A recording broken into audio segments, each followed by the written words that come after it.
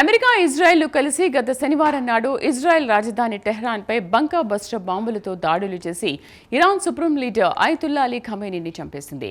ఆ తర్వాత నుంచి ఇరాన్ ఒంటి చేత్తో ఇటు అమెరికా, అటు ఇజ్రాయెల్ మరోపక్క గల్ఫ్ దేశాలపై ఎడతెరిపి లేకుండా మిస్సైల్స్, డ్రోన్లతో దాడులు చేస్తూ వారికి చుక్కలు చూపిస్తోంది. తాజాగా సౌదీ అరేబియాలోని ప్రిన్స్ అల్ ఖజ్ ఎయిర్ బేస్ పై ఇరాన్ భారీ ఎత్తున క్షిపణులతో దాడులు చేసింది. భారీ స్థాయిలో పేలుడు సంభవించడంతో అక్కడ ఉన్న అమెరికా మిలిటరీ సిబ్బంది ప్రాణాలు కాపాడుకోవడానికి పరుగులు తీసిన వీడియోలు సోషల్ మీడియాలో చక్కర్లు కొడుతున్నాయి.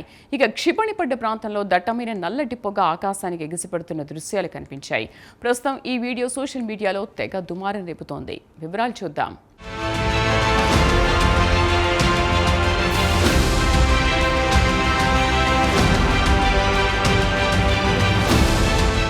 ఇరాన్, ఇజ్రాయెల్, అమెరికాల యుద్ధం శనివారం నాటికి 8వ రోజుకు చేరుకుంది. గత శనివారం నాడు అమెరికా, ఇజ్రాయెల్ కలిసి Iran supreme leader Ayatollah Ali ఖమేనీని లేపేసింది. అటు నుంచి ఇరాన్ మరింత రెచ్చిపోయి తన ఇరుగు పొరుగున ఉన్న అన్ని ముస్లిం దేశాలపై మిస్సైల్స్, డ్రోన్లతో తెగబడుతోంది. ముఖ్యంగా గల్ఫ్ దేశాల్ని లక్ష్యంగా చేసుకుని దాడులు చేసి నిలువునా వణికిస్తోంది. గల్ఫ్లోని 6 దేశాన్ని గడగడలాడిస్తోంది. ఇరాన్ క్షిపణి దాడులకు దుబాయ్ నిలువునా వణికిపోయింది. అక్కడి ఎయిర్పోర్ట్ని మూసివేశారు. వ్యాపార లావాదేవీలు ఎక్కడికక్కడ ఆగిపోయాయి. ప్రజలు ప్రాణాలు అరచేతిలో పెట్టుకుని బిక్కుబిక్కు అంటూ బతుకుతున్నారు. ఇక తాజాగా సౌదీ అరేబియాపై పడింది ఇరాన్. ఇక Saudi crown prince Mohammed bin Salman లేదా ఎంబీఎస్ అంటేనే ఇరాన్ రగిలిపోతోంది. ఎంబీఎస్ స్వయంగా ట్రంప్పై ఒత్తిడి తెచ్చి ఇరాన్పై దాడులు చేయించాడని గ్లోబల్ మీడియాలో పెద్ద ఎత్తున వార్తలొస్తున్నాయి. దీంతో ఇరాన్ సౌదీ అరేబియాపై విచ్చలవిడిగా దాడులు చేసి తన అక్కసును తీర్చుకుంటోంది. ఇక తాజాగా సోషల్ మీడియాలో ఒక వీడియో తెగ వైరల్ అవుతోంది. సౌదీ అరేబియాలోని అల్ ఖాజ్ మీడియాలో ప్రిన్స్ సుల్తాన్ ఎయిర్ బేస్పై ఇరాన్ భారీ క్షిపణులతో దాడి చేసింది. క్షిపణి పడ్డ ప్రాంతంలో మంటలు ఉవ్వెత్తునెగిసిపట్టాయి. ఇక ఈ ఎయిర్ బేస్లో ఉన్న అమెరికా మిలిటరీ దళాలు, ఎయిర్ ఫోర్స్ సిబ్బంది ప్రాణాలు అరచేతిలో పెట్టుకుని పరుగులు తీశారు. అయితే సౌదీ రాజధాని రియాద్ సమీపంలోనే ఈ ఎయిర్ బేస్ ఉంది. అయితే ఈ క్షిపణి పడ్డ ప్రాంతంలో భారీ పేలుళ్లు వినిపించాయని చెబుతున్నారు. అయితే ఈ క్షిపణి పడ్డ ప్రాంతంలో అమెరికాకు చెందిన ఎయిర్ ఆపరేషన్ సిబ్బంది ఉన్నట్లు రష్యాకు చెందిన ఆర్టీవీ తెలిపింది. అయితే భారీ మిసైల్ పేలుడుకు అమెరికాకు చెందిన ఎయిర్ సర్వీస్ సిబ్బంది స్వల్పంగా గాయపడ్డారని, అత్యంత శక్తివంతమైన బాలిస్టిక్ మిసైల్ ఇరాన్ ప్రయోగించిందని ఆర్టీవీ వెల్లడించింది. అయితే అమెరికాకు చెందిన వైమానిక సిబ్బంది త్రుటిలో తప్పించుకున్నారని ఆర్టీవీ కూడా పేర్కొంది. ఇక ఇరాన్ మిడిల్ ఈస్ట్లో ఉన్న అన్ని అమెరికా ఎయిర్ బేస్లను లక్ష్యంగా చేసుకుని దాడులు చేస్తున్న విషయం తెలిసిందే. ఇక ఇరాన్ మీడియాలో వస్తున్న వార్తల ప్రకారం మిడిల్ ఈస్ట్లో ఉన్న అమెరికా ఎయిర్ బేస్లపై బాలిస్టిక్ మిసైల్స్తో పాటు క్రూయిజ్ మిసైల్స్, డ్రోన్లతో దాడులు చేస్తామని ఐఆర్జీసీ ఒక ప్రకటనలో తెలిపిందని స్థానిక ఇరాన్ మీడియాలో పెద్ద ఎత్తున వార్తలొచ్చాయి.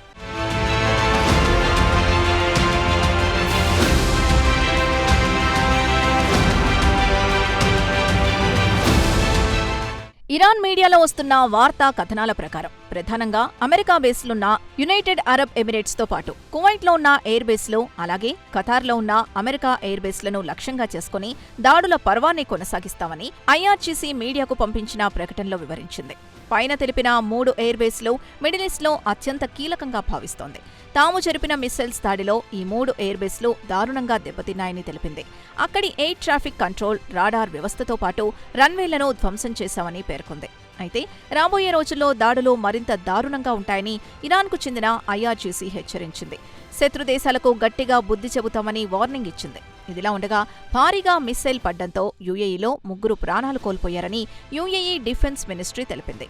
అలాగే 112 మంది గాయపడ్డారని, వీరంతా సుమారు 90 దేశాలకు చెందిన పౌరులని, వెంటనే ఎమర్జెన్సీ సిబ్బంది రంగంలోకి దిగి వారిని చికిత్స కోసం ఆస్పత్రికి తరలించామని యూఏఈ డిఫెన్స్ మినిస్ట్రీ అధికారులు తెలిపారు. అయితే ఈ దాడిలో గాయపడిన వారి పేర్లు కానీ, మృతుల పేర్లు కానీ యూఏఈ ప్రభుత్వం విడుదల చేయలేదు.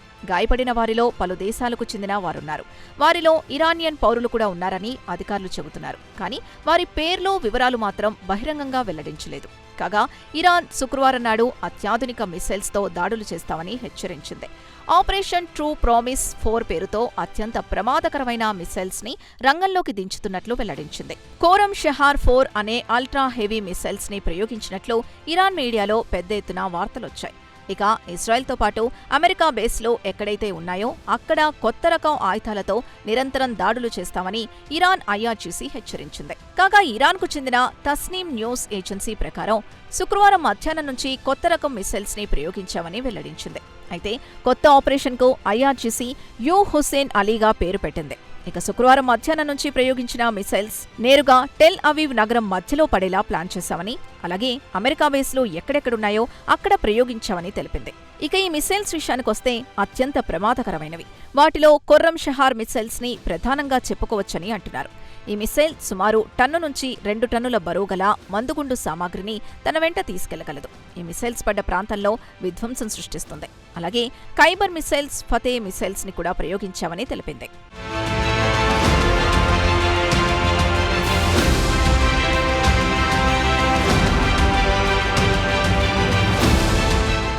ఇక ఐఆర్జీసీ మాత్రం ఇటు ఇజ్రాయెల్ని అటు అమెరికా దళాలు ఎక్కడున్నా విడిచిపెట్టే ప్రసక్తి లేదని తేల్చి చెప్పాయి. పర్షియన్ గల్ఫ్ నుంచి టెల్ అవీవ్ వరకు మిసైల్స్ వర్షం ఎడతెరిపి లేకుండా కురిపిస్తామని హెచ్చరించింది. టెల్ అవీవ్లోని బెన్ గురియన్ ఎయిర్పోర్ట్తో పాటు హాపియా వరకు దాడులు చేస్తామని తెలిపింది. ఇక మిసైల్స్ విషయానికొస్తే ఖుర్రం షహార్ 4 అత్యంత ప్రమాదకరమైందని, సుమారు 2 టన్నుల బరువు మందుగుండు సామాగ్రిని తన వెంట తీసుకెళ్లగలదు. దీని స్పీడ్ 14 మాచ్ అని తెలిపింది. వివరంగా చెప్పాలంటే సౌండ్ లేదా శబ్దం కంటే 14 రెట్లు అధికం. దీన్నే హై సూపర్ సోనిక్ స్పీడ్ అంటారు. గంటకు 17,150 కిలోమీటర్ల కంటే కాస్త ఎక్కువ స్పీడ్తో దూసుకుపోగలదు అంటున్నారు ఐఆర్జీసీ. ఇంత వేగంతో దూసుకువెళ్లి 2 టన్నుల బాంబులు పేలితే ఇక అక్కడ ప్రళయమే అని చెప్పక తప్పదు. అయితే ప్రస్తుతం ఇరాన్ ప్రయోగించిన మిసైల్స్ బలహీనపడ్డాయన్న వార్తల్ని ఐఆర్జీసీ తోసిపుచ్చింది. తమ మిసైల్స్ అద్భుతంగా పనిచేస్తున్నాయని స్పష్టం చేసింది. ఇక యుద్ధం ప్రారంభమైన మొదట్లో ఇరాన్ పాత మిసైల్స్ ని ప్రయోగించినట్లు ఐఆర్జీసీ అధికారులు వివరించారు. 2012-14లో తయారు చేసిన మిసైల్స్ ని వాడినట్లు ఇరాన్కి చెందిన పార్స్ న్యూస్ ఏజెన్సీకి ఐఆర్జీసీ తెలిపింది. ఇక యుద్ధం మరిన్ని రోజులు కొనసాగితే అత్యంత ప్రమాదకరమైన మిసైల్స్తో దాడులు చేయడానికి తాము వెనకాడబోమని ఐఆర్జీసీ సీనియర్ అధికారులు పార్స్ న్యూస్ ఏజెన్సీతో చెప్పారు. అయితే ఇజ్రాయెల్ అధికారులు మాత్రం టెల్ అవీవ్లోని బెన్ గురియన్ ఎయిర్పోర్టుపై ఎలాంటి మిసైల్స్ పడలేదని, మిసైల్ శబ్దాలు వినిపించినప్పుడు సైరన్ మోగిన వెంటనే ప్రజలు సమీపంలోని షెల్టర్ హోంలోకి వెళ్తున్నారని ఇజ్రాయెల్ అధికారులు చెబుతున్నారు. మొత్తానికి చూస్తే ఇరాన్ ఎక్కడా తగ్గకుండా సింగిల్గా ఇటు ఇజ్రాయెల్ అటు అమెరికాని గడగడలాడిస్తోందని చెప్పక తప్పదు. మరి రాబోయే రోజుల్లో పరిస్థితులు ఏ మలుపు తిరుగుతాయో వేచి చూడాల్సిందే.